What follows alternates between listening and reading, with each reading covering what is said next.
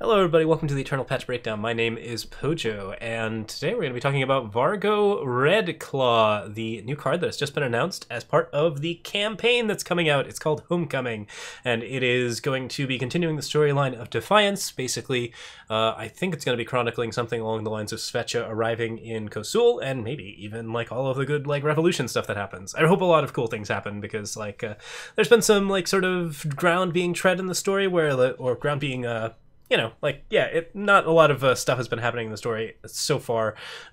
These people have like all been sort of like meeting and sort of getting together and getting into position to have like a bit of action happen, and that's going to be hopefully this campaign. So we should see some cool stuff there. So we have a new card, and it is Vargo Redclaw. This is one of the cards coming out in this campaign, and it is a 5/4 with Pledge that cannot be killed except by damage or loss of health in Ixtun colors, red, green, and blue. Okay, there's a lot of things to like about this card, so let's talk about all of them.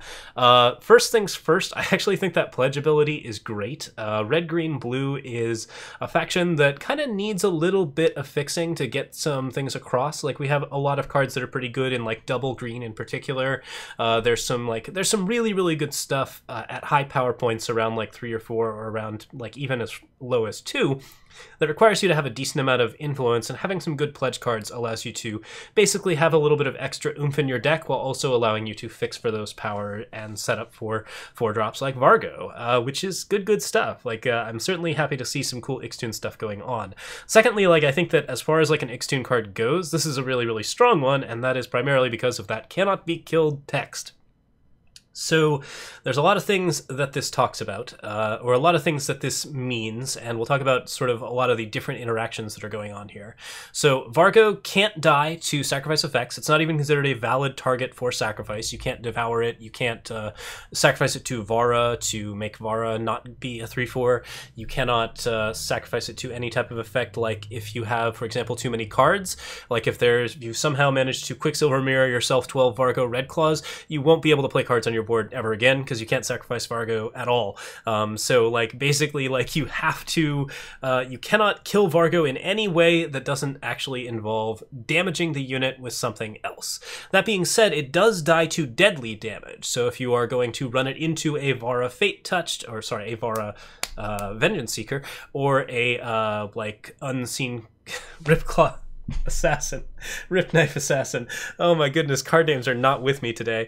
Yeah, like that's gonna be like a whole thing. Like, it deadly actually does make a difference here, and that's one of the primary ways that Shadow now has to fight against Vargo as a pretty preeminent 4-drop in like a sort of Ixtun setup. So if you want to do something like that, that's a thing that can definitely work. And of course it dies to damage spells, Scorpion Wasps. You can mortar it to death, you can double torch it, or you can torch it with a torch out of a Skycrag Howling Peak Smuggler. That's the one. There we go. All of the names coming across. So if you have spell damage and that kind of thing, then you can still torch the thing to death. There are a lot of ways that Vargo can specifically be killed that are pretty important to note.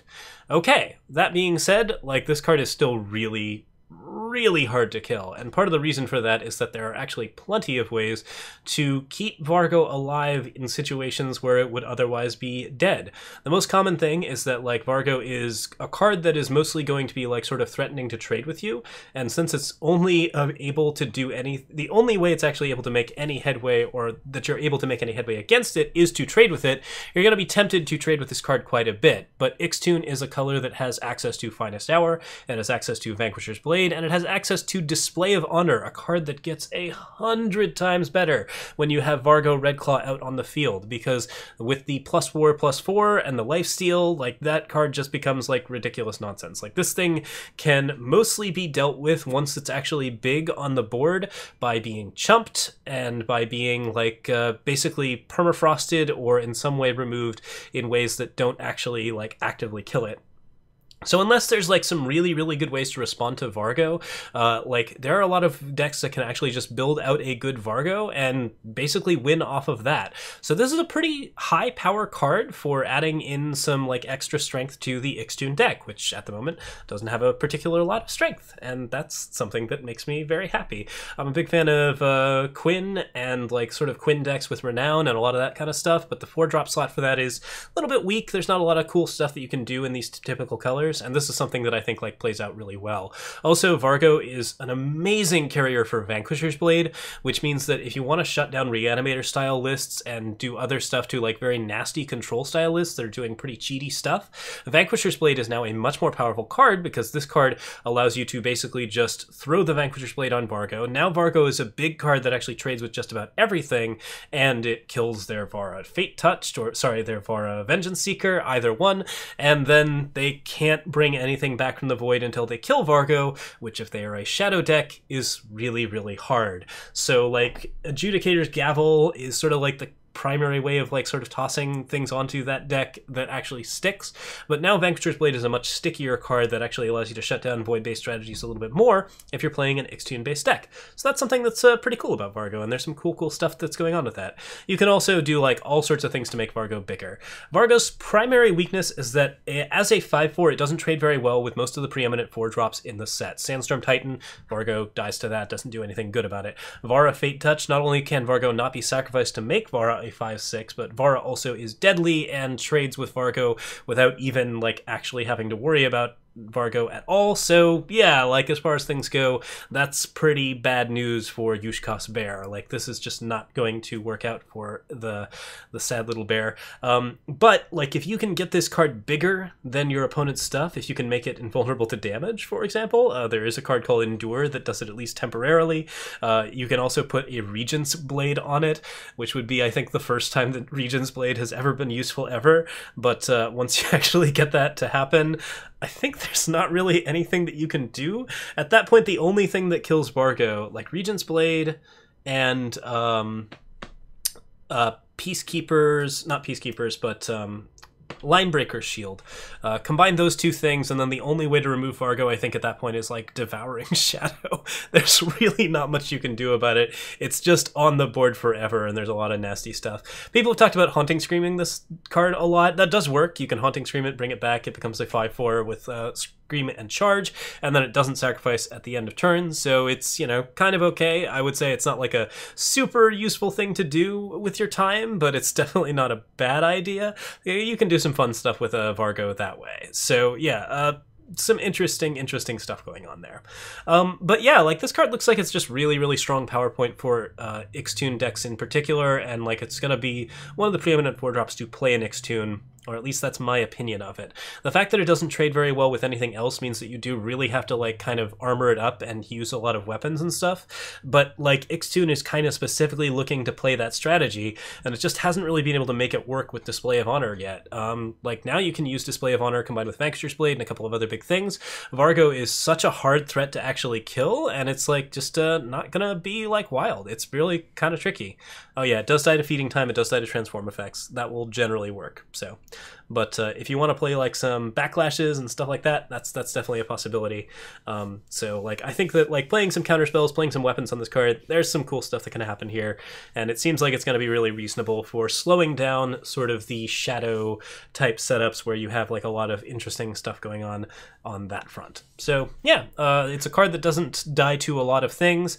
You can't really evaluate on the same level of like, does it die to Vanquish, does it die to Slay, does it die to these types of things, because it doesn't die to any of those. Like all of those like sort of hard removal cards, which have been very dominant for a little while, really aren't like out there. Like it doesn't die to Harsh Rule either. Basically anything along those lines, like it's just not going to make it happen. And you can also obviously use your own sweepers to blow everything up. It won't die then. It'll stick around, and you will be able to do basically a Leave a Witness type style of play with Vargo Redclaw. So yeah, like this card leads to just really interesting Ixtune scenarios. There's so much stuff you can do with it. There's so many weird interactions that it's got going on. It's really kind of a unique card, and I'm very happy with how it's put together. I think the stat line is balanced enough. Like it basically does like actually trade pretty poorly, and that's the one thing that really needs to happen. But it's also like a really pressure-oriented card. Like I'm actually surprised this card has as much strength as it does, because it will kill you very quickly if you can't deal with it, and it is very hard to deal with. So I think that this is something that like could be very, very solid for Ixtun style decks, and that's going to be really, really fun. It'll be crazy, crazy stuff. So yeah, it seems pretty wild, and I'm pretty excited about it. So we don't know when I think Homecoming is coming out yet. It's been announced it's probably coming this month. So we'll be doing spoiler breakdowns for all of the cards. I'm a little sick still, so that's why I haven't been like streaming or YouTubing, but we will be back on things, and we've been streaming for the last couple of days and having a grand old time, so you can always catch me over on that stream. Some other things about Homecoming. It is going to include some pre-constructed decks for particular setups. So like basically I think you'll have an evolving deck that you play through the campaign.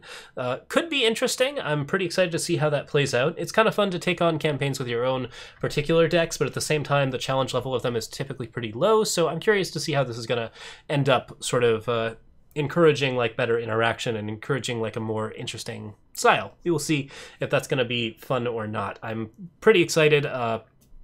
I'm just really, really looking forward to more cards. There's going to be 26 new cards in this set, which should shake out the meta quite a bit, especially if there's more strong Ixtun cards like Vargo here, and I think that that's a particular tricolor faction that I am very excited about seeing. So that's basically where I'm at with it. Thank you guys so much for watching, and for the YouTube folks, I will see you all next time. Cheers.